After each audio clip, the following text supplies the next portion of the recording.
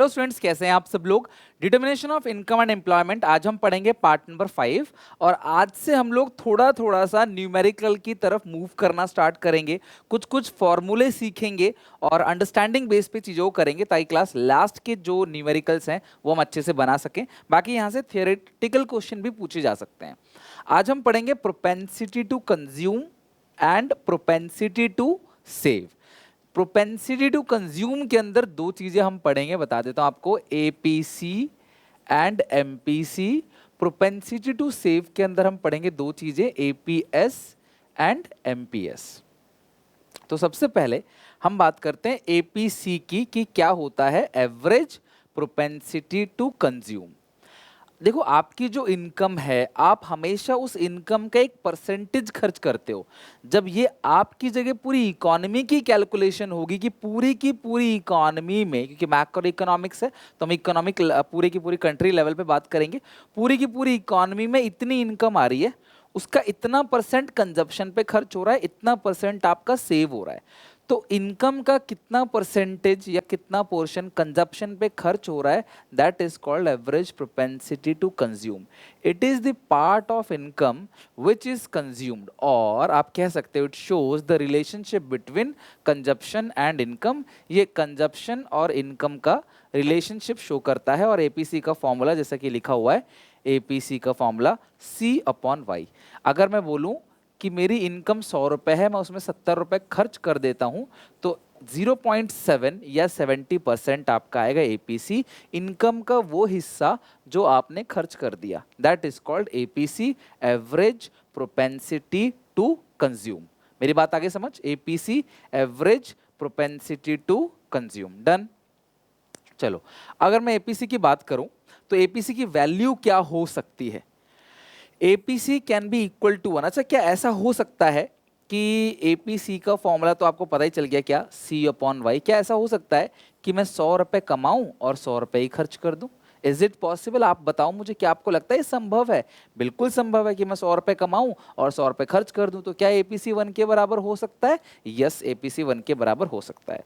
अच्छा, APC can be less than 1। APC less than 1 क्या हो सकता है? क्या ऐसा हो सकता है कि मैं 100 कमाऊं और 70 खर्च करूं 100 में से? हाँ, ऐसा बिल्कुल हो सकता है। तो ये लेस देन 1 हो गया, 0.7। तो इनकी जो वैल्यू है ना, इससे ट्रिकी क्वेश्चन पूछे जाते हैं इनकी वैल्यू से। बच्चे रट्टा मारना स्टार्ट करते, कितनों का रट्टा मारोगे? एपीसी, एमपीसी, एपीएस, एमपीएस समझ के करो ना, वैल्यू पुट करके। क्या ऐसा हो सकता है कि मैं 100 रुपए कमाऊं 100 खर्च करूं? हाँ। 100 रुपए कमाऊं 70 खर्च करूं, 80-90 खर्च करूं? हाँ, हो सकता है। क्या ऐसा हो सकता है कि मैं 100 रुपए कमाऊं और 120 खर्च करूं? सोचना समझना, क्या ऐसा हो सकता है? यस, बिल्कुल हो सकता है। यानी कि एपीसी 1.2 भी हो सकता है। अब बच्चे बोलेंगे सर ऐसा कैसे हो सकता है, आप 100 रुपए कमा रहे हो तो 120। बेटा, मैंने आपको शुरू में ही कहा था, कंजप्शन कभी जीरो नहीं होता। भले ही आपकी इनकम जीरो हो, तो जितना जीवन व्यापन के लिए, जिंदगी को गुजारने के लिए जो मिनिमम कंजप्शन रहता है ना, वो अगर 120 है तो भले आपकी इनकम 100 हो, आप पास्ट सेविंग पहले जो बचाया होगा या उधार जो लोगे आप बोरोइंग, इन पैसे का यूज कर सकते हो क्लास, और आप ये खर्च करोगे और ऐसा होगा कि 1.2 भी हो सकता है। राइट। अच्छा, क्या ऐसा हो सकता है कि C 0 हो जाए और ये इनकम 100 है, C 0 है? नहीं हो सकता। तो एपीसी कभी जीरो नहीं हो सकता। क्यों? C ही कभी जीरो नहीं हो सकता। कोई भी फ्रैक्शन का न्यूमरेटर जब तक जीरो ना हो जाए तब तक आंसर जीरो कभी नहीं आएगा। न्यूमरेटर कौन है क्लास? यहाँ पे C। तो क्या C 0 हो सकता है? नहीं। तो एपीसी 1 हो सकता है, 1 से ज्यादा हो सकता है, 1 के बराबर हो सकता है, 1 से लेस हो सकता है, 1 लेस मोर, बट कभी भी क्लास ये जीरो और नेगेटिव का तो कोई मतलब ही नहीं। सी या तो करेंगे या नहीं करेंगे, नहीं करेंगे वो भी नहीं होगा। कुछ तो जिंदा रहने के लिए चाहिए देश को। आप ठीक है, हम नहीं रहेंगे। आप बोलोगे सर हम तो कुछ भी कंजप्शन नहीं करेंगे। भैया, देश की बात चल रही है, मैक्रो की बात, एक इंसान से इफेक्ट नहीं पड़ेगा। जीरो और नेगेटिव कभी नहीं होगा एपीसी। राइट। चलो, एक बात और मैं यहाँ पे बता देता हूँ क्लास, ये जो एपीसी 1 के बराबर कब होता है, एपीसी 1 के बराबर लिख लेना इस बात को, बहुत इंपॉर्टेंट है, एमसीक्यू में क्लास फंसा देगा आपको। ब्रेक इवन पॉइंट पे आप सबको पता है ब्रेक इवन पॉइंट कौन सा होता है, जहां पे इनकम कंजप्शन के बराबर होता है और सेविंग जीरो होता है, उसको बोलते हैं break even point. So break even point पे जो एपीसी है वो 1 के बराबर रहता है। तो एपीसी की वैल्यू क्लियर हो गई, आपको मीनिंग समझ आ गया। अब बात करते हैं एपीएस। इनकम में से कितना खर्च किया, मेरी इनकम है 100 रुपए, मैंने कंजप्शन किया था 70, तो यहाँ पे APC कितना आ गया 70/100 यानी कि 0.7। तो अब यहाँ पे APS कितना क्लास आएगा, अगर मेरी इनकम 100 है, वाई इनकम 100 है, इनकम में से कंजप्शन घटा दूंगा तो सेविंग बचेगा, तो 100 में से 70 गया तो सेविंग कितना आया 30। तो APS का फॉर्मूला क्या है S/Y, APCC C/Y, APS S/Y, ऐसे याद कर लेना, ठीक है, रैप बना लेना इसको। तो ये आया क्लास 30/100 यानी कि APS कितना आ गया 0.3। तो APC आ गया 0.7 और APS कितना आ गया 0.3। APC 0.7, APS 0.3 यानी कि दोनों को मिला दोगे तो 1 के बराबर आएगा। तो यहाँ पे जो फॉर्मूला बन गया वो क्या बन गया class, APC plus APS is equal to 1। तो फॉर्मूला क्या होगा, APC plus APS equal to 1। तो क्या है APS, it is the part of income which is saved, it shows the relationship between saving and income. APC consumption income के बीच relationship बताता है, APS सेविंग्स और इनकम के बीच रिलेशनशिप बताता है, APC C/Y, APS से S/Y। अब दोनों को मिलाकर जो है 1 के बराबर रहता है, बस दोनों को मिलाएंगे तो 1 होगा, ठीक है। अब बात करते हैं APS की वैल्यू की। तो APS नेगेटिव भी हो सकता है क्लास, APS 0 भी हो सकता है। क्यों, क्योंकि APS का फॉर्मूला क्या है S/Y। तो क्या S 0 हो सकता है, आपको याद करो, मैंने आपको शायद पहली क्लास में बताया था ADAS में, लगभग आधे घंटे की क्लास जब ली थी तब मैंने बताया था कि जो सेविंग्स होता है, सेविंग्स वो इनिशियल स्टेज पे नेगेटिव होता है, फिर 0 होता है, फिर पॉजिटिव होता है। तो AS जो है वो 0 भी हो सकता है, पॉजिटिव भी हो सकता है, नेगेटिव भी। अगर ये 0 है तो APS 0, अगर ये पॉजिटिव है तो APS पॉजिटिव, अगर ये नेगेटिव है तो APS नेगेटिव। तो अब APS सर नेगेटिव हो सकता है, समझ गए, APS 0 हो सकता है, APS can be positive, APS positive भी हो सकता है, बट यहाँ पे APS कभी भी इक्वल टू 1 या मोर देन 1 नहीं होगा, वो 1 से छोटा ही होगा APS हमेशा। APS की वैल्यू, सीधे एक भाषा में बोलूँ ना, APS की वैल्यू ये हमेशा 1 से छोटा होगा, खत्म बात। क्यों, अच्छा क्यों, क्या ऐसा हो सकता है 100 कमाया 100 बचा लिया, APS S/Y 100 ही इनकम है, 100 ही सेविंग है, 100 ही कमाया 100 ही बचाया, खाएगा क्या 0। तो क्लास ऐसा तो नहीं हो सकता। तो APS क्या ऐसा हो सकता है 100 कमाया 110 बचा लिया, इम्पॉसिबल यार, 100 कमा के 110 खर्च कर सकते हो, बचा नहीं सकते आप, ज़्यादा बचा कैसे लोगे आप, कंजप्शन नेगेटिव चला जाएगा फिर। क्या ऐसा हो सकता है कि APS 30 है, इनकम 100 है, हाँ ऐसा हो सकता है, 0.3 आ सकता है APS। तो APS जो है वो हमेशा 1 से छोटा रहेगा, 1 भी कभी नहीं रहेगा। और ब्रेक इवन पॉइंट पे APC 1 होता है, हमने पढ़ा था अभी, ब्रेक इवन पॉइंट पे APC 1 होता है, तो ब्रेक इवन पॉइंट पे APS 0 होगा। सो मैं लिख देता हूँ फॉर्मूला आपके लिए, APC C/Y, APS S/Y, ये हो गया propensity to consume, and APC plus APS is equal to 1। अच्छा बच्चों बताओ, APC का फॉर्मूला क्या है C/Y प्लस APS का फॉर्मूला क्या, ऊपर लिखा है S/Y, देख लो, Y एलसीएम ले लोगे तो यहाँ आएगा C प्लस S, और आप सबको पता है C प्लस S भी किसके बराबर होता है, पढ़ा है ना आपने। तो ये भी Y/Y, तो कट के क्या आ गया 1 आ गया, LHS is equal to RHS, hence proved कि ये इक्वेशन बिल्कुल ठीक है, sum of APC and APS equal to 1। अब कुछ बच्चे बोलते हैं सर आपने तो बोला दोनों को मिला के 1 होता है, थोड़ी देर पहले आपने APC का 1.2 लिख दिया था वैल्यू, है कि नहीं।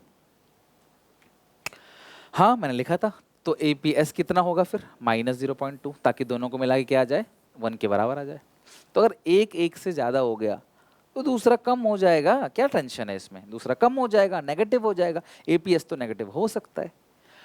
समझे बच्चे बात को, ठीक है। अब हमने समझ लिया सर APC APS। अब आते हैं MPC और MPS, marginal propensity to consume. लेकिन उससे पहले एक क्वेश्चन छोटा सा तो बनता ही है, टॉपिक सीखा है तो। अगर मैं बोलूँ C70 है और आपको बोलूँ कि C70 है और S जो है वो 130 है, तो आपको APC निकालना है और APS निकालना है। तो आप कैसे निकालोगे, पहले C प्लस S करोगे, Y आएगा, तो Y कितना आएगा 200, फिर APC का फॉर्मूला C/Y 70/200, तो कितना आएगा 0.35, ठीक है।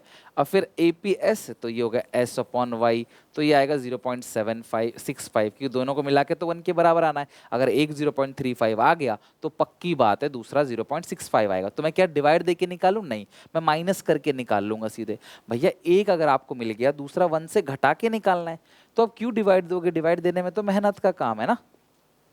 तो बेहतर है आप क्लास एक अगर निकाल लेते हो कोई भी तो दूसरा माइनस करके निकाल लोगे। अगर मैं आपको एक और क्वेश्चन दूं ऐसे ही, अगर मैं तुम्हें बोलूं कि C दिया हुआ है 300 और Y दिया है 500, अब आप APS निकालो, ठीक है। तो आप दो तरीके से APS निकाल सकते हो। पहला तरीका, आप सबसे पहले यहाँ पे S निकालोगे जो कि 200 होगा, फिर APS में S अपॉन Y कर दोगे 200 अपॉन 500, ठीक है। या दूसरा क्या करोगे आप, APC ही निकाल दोगे C अपॉन Y, फिर जो भी आएगा 300 अपॉन 500 कितना आएगा देखो यार, सबसे पहले 200 अपॉन 500 कर दो, इसको सॉल्व करके 0.4, तो ये 0.6 आ रहा होगा, 0.6। तो अगर एक 0.6 आ गया APC तो APS कितना होगा, 1 माइनस 0.6 इज इक्वल टू 0.4। एक मिल गया तो दूसरा 1 से घटाना है। मतलब मैं आपसे ये कहना चाह रहा हूं कि माइनस वाला रूल जो है ना, इट विल मोर इजी, वो ज्यादा आसान होगा एज कंपेयर टू प्लस वाले, एज कंपेयर टू डिवाइड अगर आप करते हो तो, ठीक है। अच्छा सुनो, अब APC APS की वैल्यू वगैरह सब कुछ अच्छे से क्लियर हो गई। अगर तुम चाहते हो तुम लंबे समय तक इसे याद रखो तो सही बताऊं, कमेंट सेक्शन में जाके इनकी वैल्यूज को रिवीजन करो। डेली आपने जो पढ़ा है ना इस सेशन में उसको एक क्विक रिवीजन जरूर लिया करो आप, राइट। MPC की बात करते हैं, मार्जिनल प्रोपेंसिटी टू कंज्यूम। ये क्या होता है, अगर आपकी इनकम बढ़ेगी तो इनकम के बढ़ने से कंजप्शन भी बढ़ेगा, भाई ज्यादा कमाएंगे ज्यादा खर्च करेंगे, तो इनकम के बढ़ने से कंजप्शन कितना बढ़ा। या मैं बोलूं कि जो भी मेरी एक्स्ट्रा इनकम आई है, जो मेरी एडिशनल पॉकेट मनी है, मान लो मेरे को 10,000 मिलता था, 15,000 मिल रहा है, तो 5,000 जो एक्स्ट्रा कमाया, इस 5,000 में से मैं एक्स्ट्रा कितना खर्च करूंगा, मतलब इस 5 में से मैं कितना खर्च करूंगा, that is called MPC। It shows change in consumption due to change in income. MPC is always more than 0 and less than 1, मतलब इसकी वैल्यू जो है ना वो हमेशा 0 to 1 रहेगी।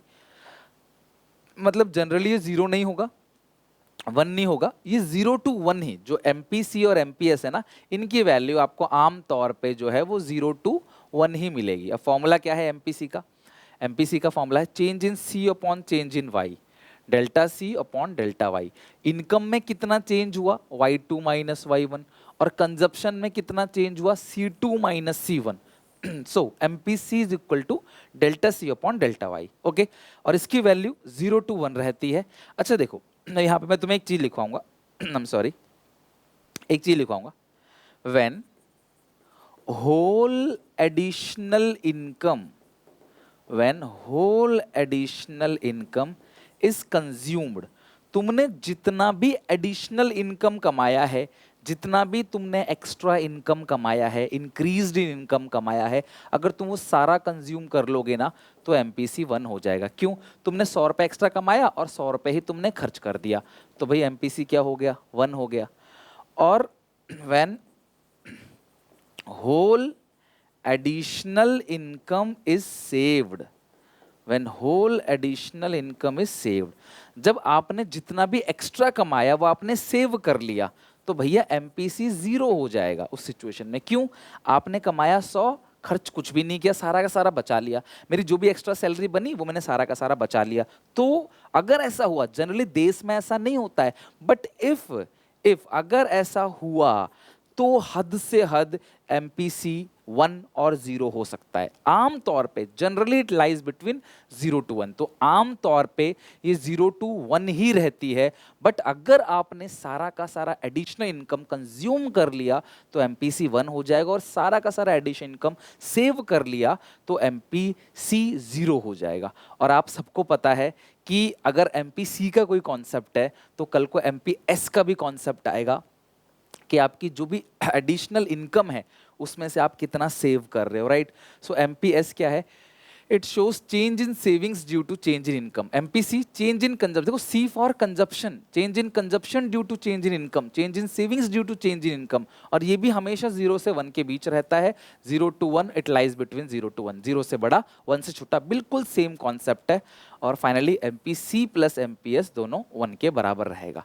तो अगर सारा एडिशनल इनकम सेव कर लिया तो MPS कितना होगा, 1, और सारा एडिशनल इनकम कंज्यूम कर लिया तो MPC 0। यानी कि अगर MPC जब 0 होगा तो उस सिचुएशन में MPS 1 होगा, क्योंकि इन दोनों का सम जो है वो 1 के बराबर होता है। सिंपल सी बात है, APC plus APS equal to 1, MPC plus MPS equal to 1, 1 का मतलब 100%।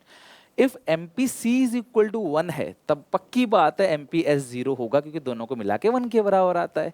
यही फंडा है, यही कॉन्सेप्ट है। तो अगर जैसे मैंने APC के बारे में देखो यहाँ पे क्लास आपको लिखवाया फॉर्मूला किस तरीके से 1 के बराबर होता है, उसी तरीके से अगर मैं MPC का दिखाऊं आपको, तो MPC का फॉर्मूला क्या है, delta C upon delta Y, और MPS का फॉर्मूला क्या है, delta S upon delta Y. तो आप फॉर्मूले याद करो, C for C, MPC C, MPS S।